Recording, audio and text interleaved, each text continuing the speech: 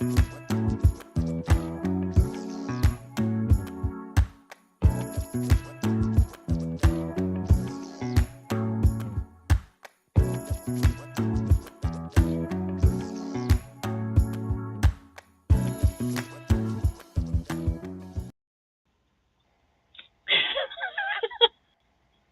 music didn't play today. It's all good. Should we play it now? I think we're good today. I think so. So I'll just welcome everybody in. That button did not work today, so I apologize for that if you love watching that. I enjoy watching that. But I want to welcome you to another episode of the Relatively Damaged Live podcast, or just live, I'm not sure. This is me. I'm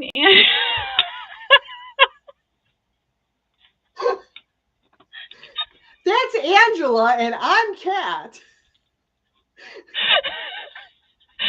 And we have a very serious topic today, but apparently Angela didn't get the memo. I didn't. No, I think it was. I went to say this is me. So yeah, I'm Angela. For those of you that don't know me, and this is actually sometimes when there are tough topics, this is what happens to people. In fact, a friend of mine at church gave a talk this weekend and spoke about one time where they were in court where they couldn't stop laughing. They got kicked out of the courtroom like 3 times because they couldn't stop laughing because it was a nervous laugh. So perhaps I'm a little more nervous to talk about this than I realized, even though we've talked about it before. Yeah. So what happened between this week and last week? The only thing is my book's published. And it's fantastic. Oh, thank you. But really what we're here to talk about is, how come suicide awareness? Why do we need to talk about suicide awareness? And one of the big, I think, important things to know about suicide is that people who, it's not always someone who we thought was going to commit suicide. Many times it's someone who we didn't think, and some huge life event just happened, and they're down well, I call it hell. They're in that hellish place of very uncomfortable feelings, thinking that it's never going to end. There might be some other things to it, and I think that's sad. I think that's really sad because those are the ones that it's like we never knew. We didn't know. Yeah. And the family wonders, how come I didn't know? Well, I think I would guess for a lot of people is you're in so much pain in those moments and you don't know how to get out of it. And there's kind of a thing where you don't necessarily want to spread that pain to others. Yeah.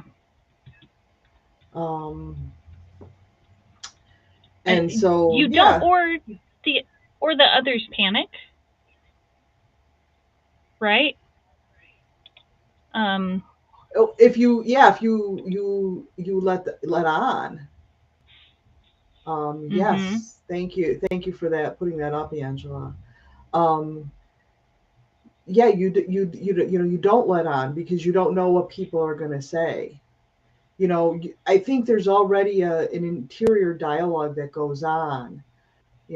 I'm worthless. My life is over. It's never going to get better. Mm-hmm. And to hear someone reinforce that because they're in a panic state. Right. And they don't, I don't think they mean to. I don't think that their panic, I think their panic is out of love. Right. It's just not helpful if someone is in that position. And I think mm-hmm. I've revealed last week that I've been that person, having those thoughts and stating that I'm having those thoughts, and having the people in my life or even the clinicians say, what is, panic. They just panic. Oh my gosh, we need to do this and we need to do this and we need to do this. Um, one of the myths also is that talking about suicide awareness or suicide increases the chance that a person will act on it. Mm. That's actually not true. Talking about suicide actually may reduce rather than increase suicidal ideation. For me, it was helpful with my chronic pain when someone told me, oh, that's normal for you to have those thoughts. Here is why. Then I didn't feel like I was wrong or a mistake because now it was okay. Oh, okay, there's that thought again. What is it telling me? But I needed to talk about it. Mm. And I think that brings up a very good point. Is that you're in this state of pain. You're feeling this. I'm assuming a sense of hopelessness, like it's never Oh, going to yeah. end. And Mhm. so being told that given your condition, that is a normal response.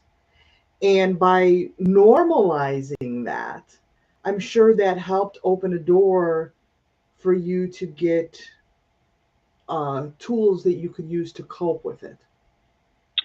Well, yes, cope and not feel like I was wrong to feel that way. It made a lot of Yeah. sense. Not only was I I have complex regional pain syndrome, which impacts my arms and legs, which means that my hands look like this. Most of you guys already know that.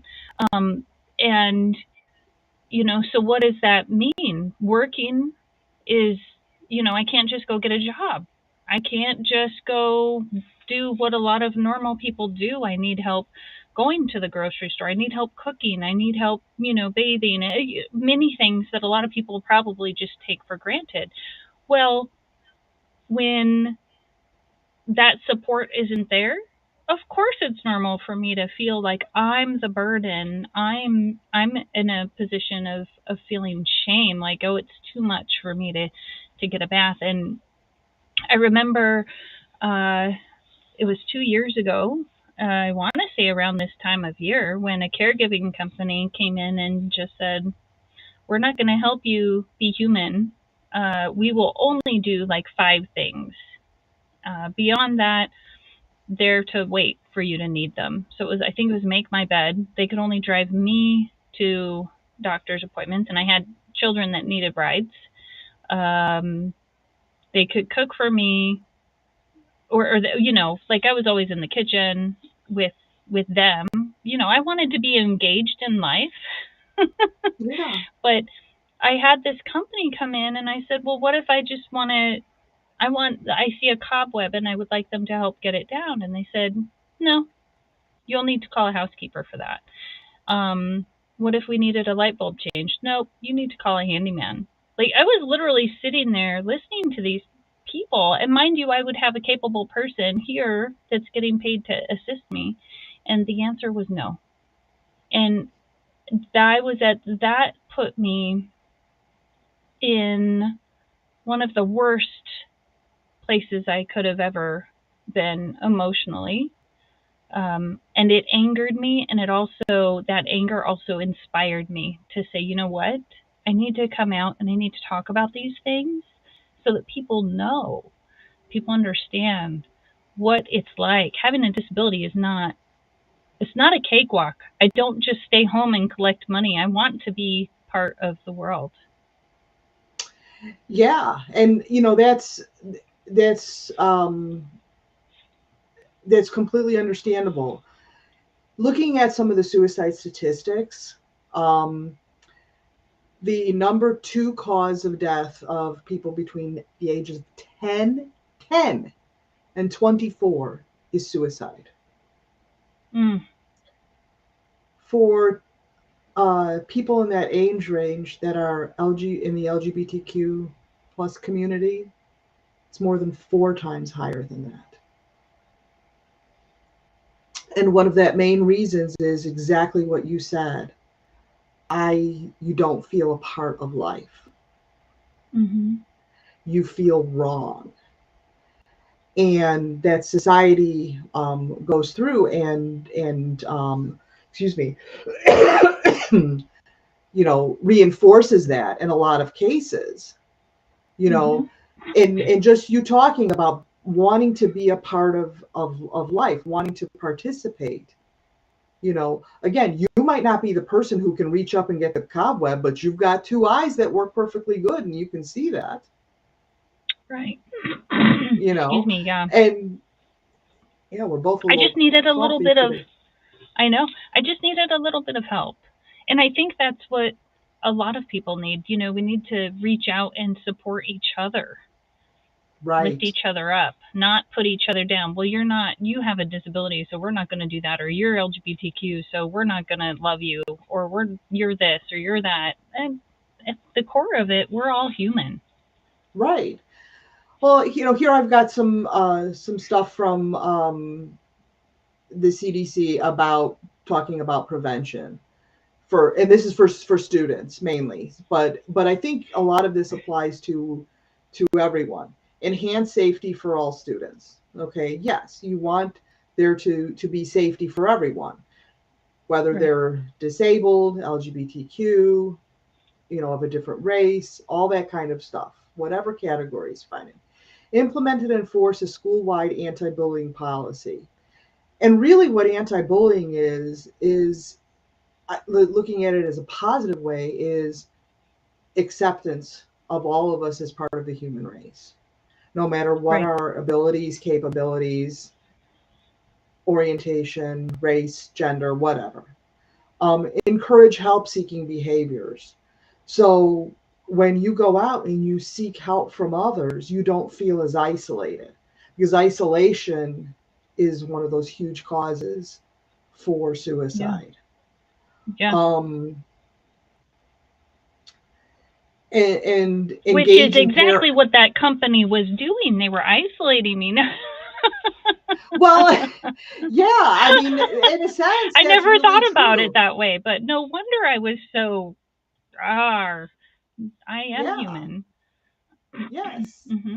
And you have so much to offer the world, and as does every human being has value and worth and has something to offer the world, and validating that, I think that's important.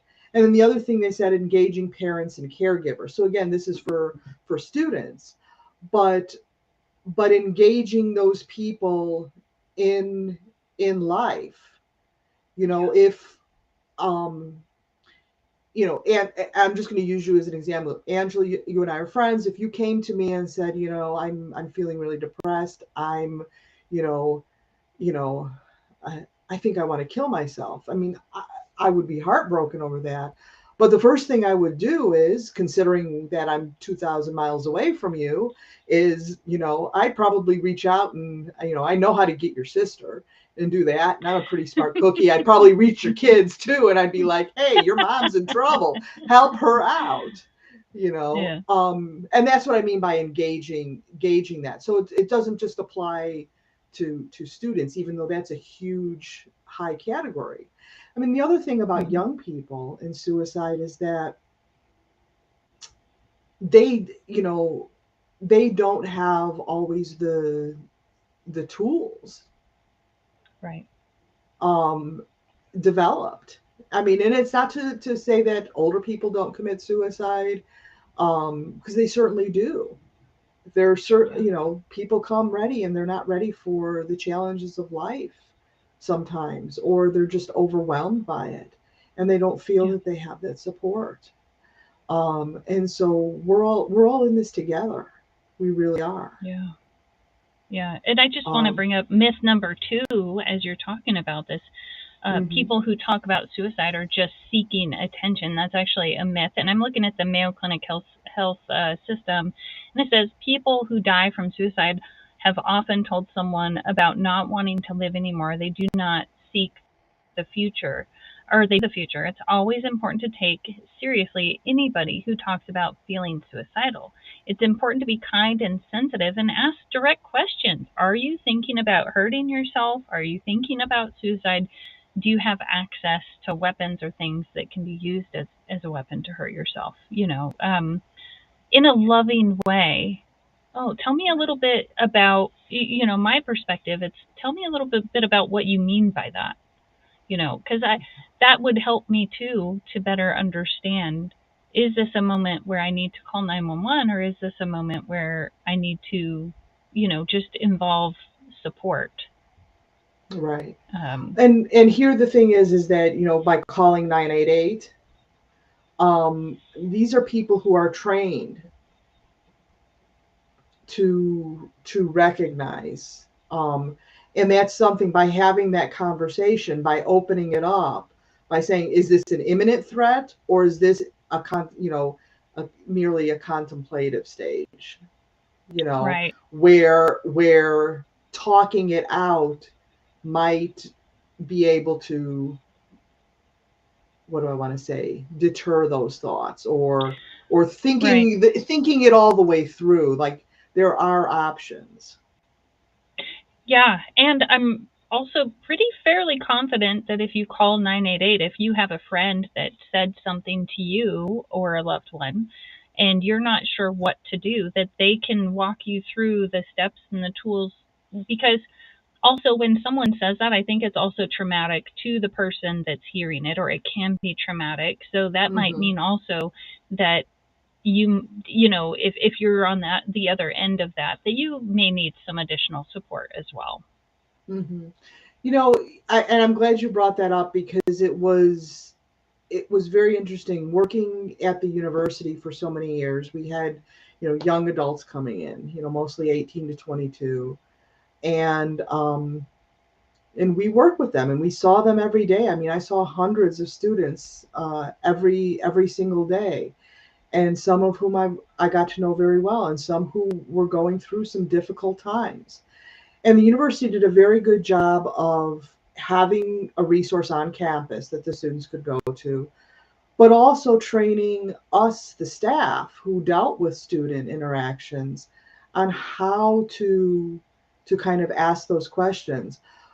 But I will say this, it was still hard when a student came up to me and they were in a crisis, and being able to talk to them, because even though you give them the resource and you tell them to go, they don't always want to go.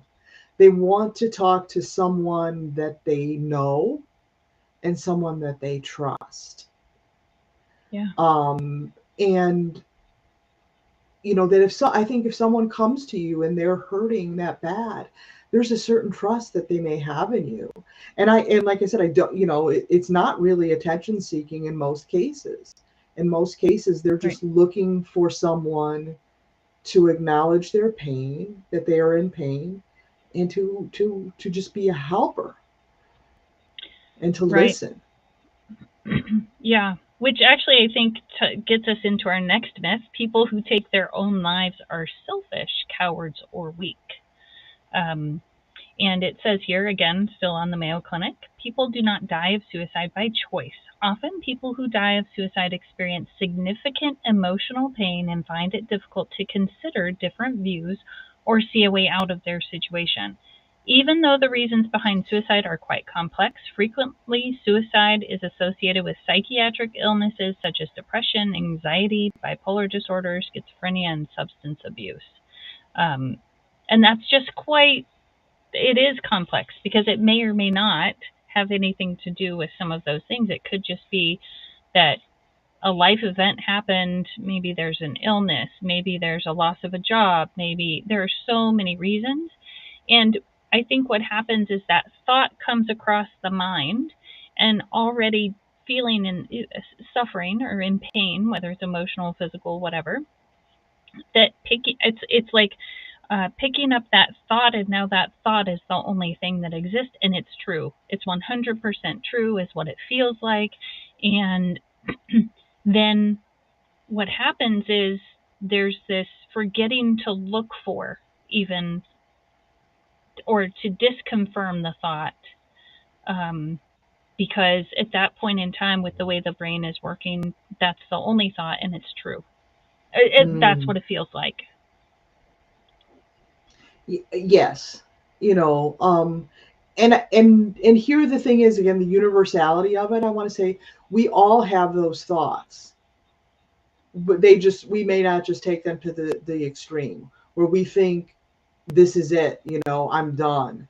Like, I really needed that job, and that's the only job for me. Or,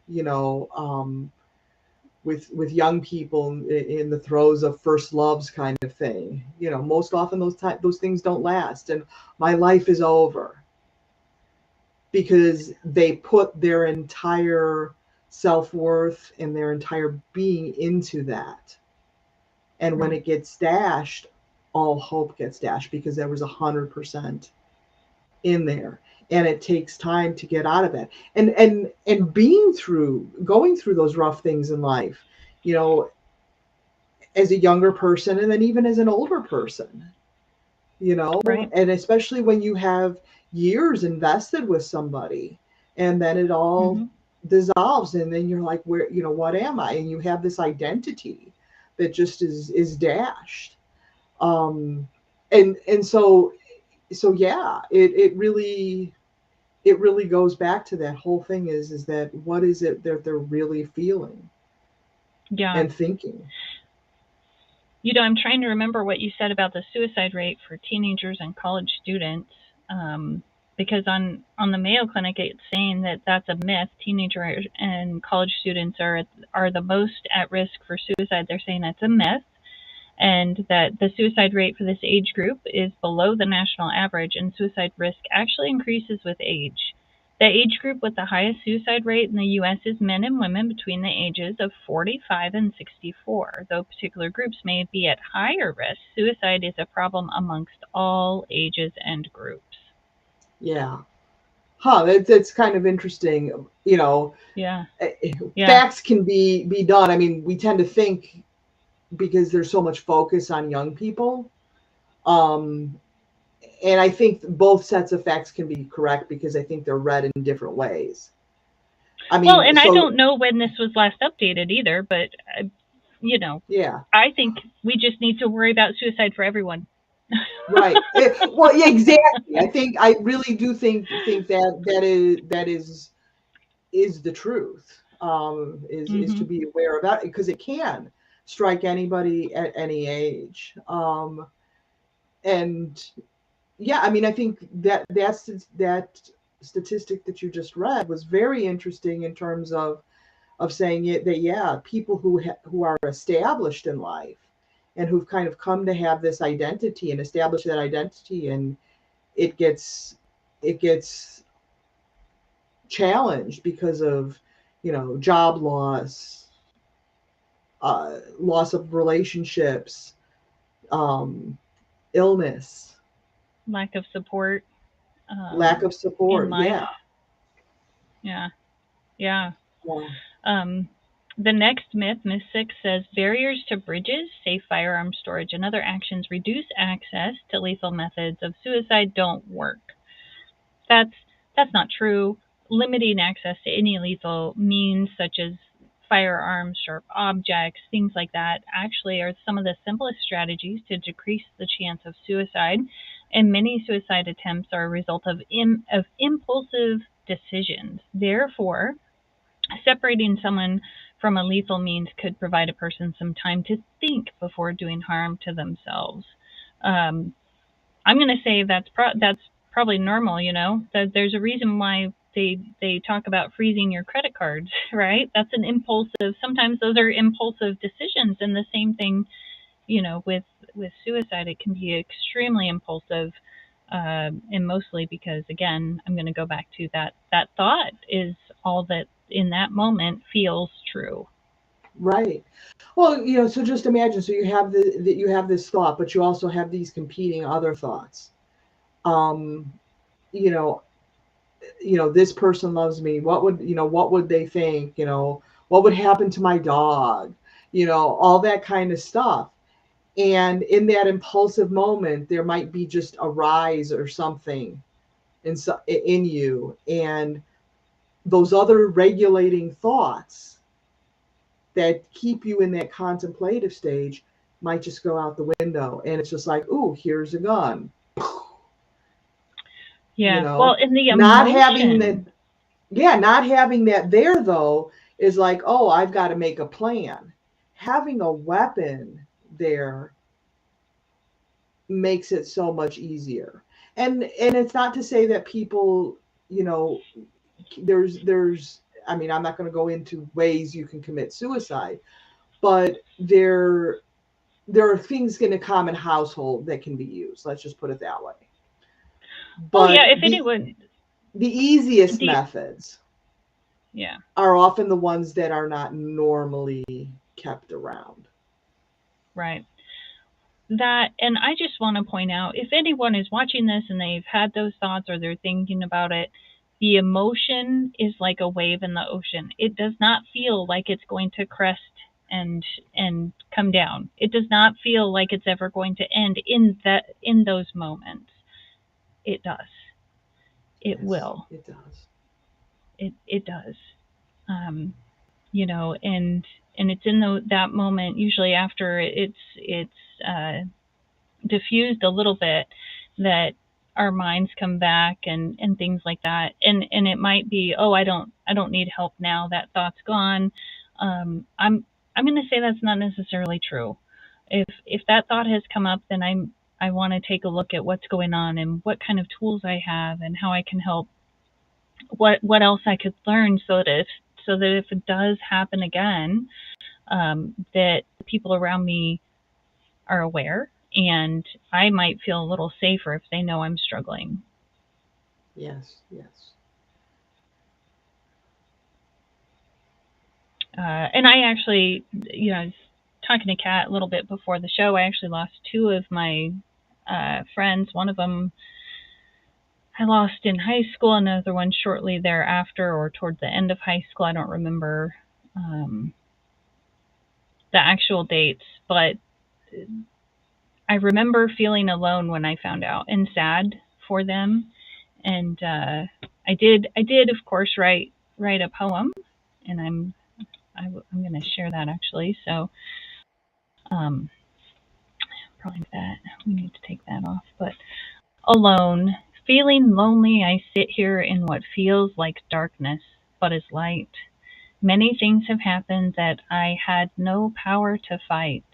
My feelings pushed back deep within, my fear an everlasting limb. With the love I fight the fear, as fear itself fights back again. For sometimes it is hard, as I feel it is dead, but love will never die. It is only for the dead I cry. Mm. In that moment of loneliness, and again, I don't remember exactly when or for which one I wrote this, but my assumption is that I was, I know I was crying over someone who died.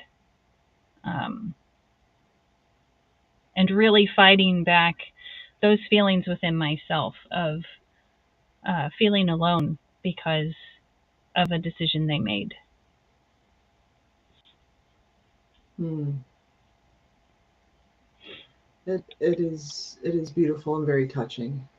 Um, I did have a cousin who had committed suicide, and as a teen, and it was very hard. And the compassion that I had for his mother and his sister. Unfortunately, his father had died young, while he was younger than that, and so um, watching them go through with that, and the grace and the